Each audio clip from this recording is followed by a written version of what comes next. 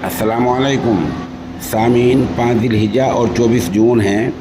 ख़बर का उन्वान है रूस में बगावत तेज़ से तेज़ तर होती जा रही है।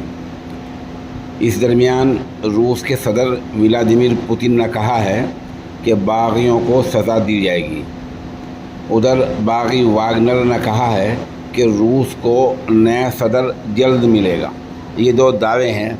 देखना यह है कि शाम तक या अगले 24-48 घंटे में किसका दावा किस हद तक पूरा होता है।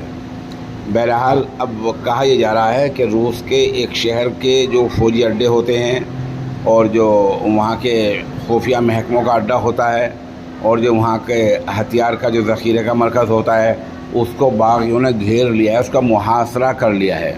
ये बागी कौन हैं? ये रूस की प्राइवेट फ़ौज है और ये सेंटर इस तरह का 10 साल पहले कायम हुआ था। इनके चीफ हैं वागनर। तो वागनर ने आज मुसल्लह तौर पर बगावत कर दी है। समझा जा रहा है कि यूक्रेन इसके पीछे है। फिर वागनर ने यह ऐलान किया है कि रूस को नया सदर जल्द मिलेगा। उधर पुतिन ने ऐलान किया है कि बागी उनके निशाने पर हैं और बागियों को जल्दी सज़ा दी जाएगी।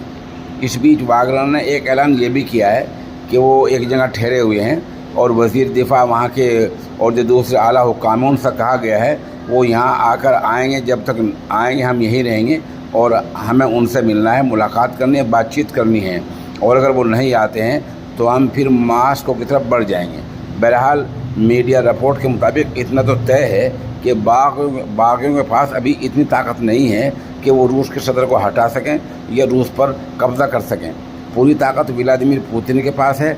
अब देखना यह है कि रूस का जो ये नया संकट और नई परेशानी आकर पड़ी है ये खून खराबे के बाद हल होती है, ये बग़ैर खून खराबे के बातचीत से ही मसला हल हो जाता है।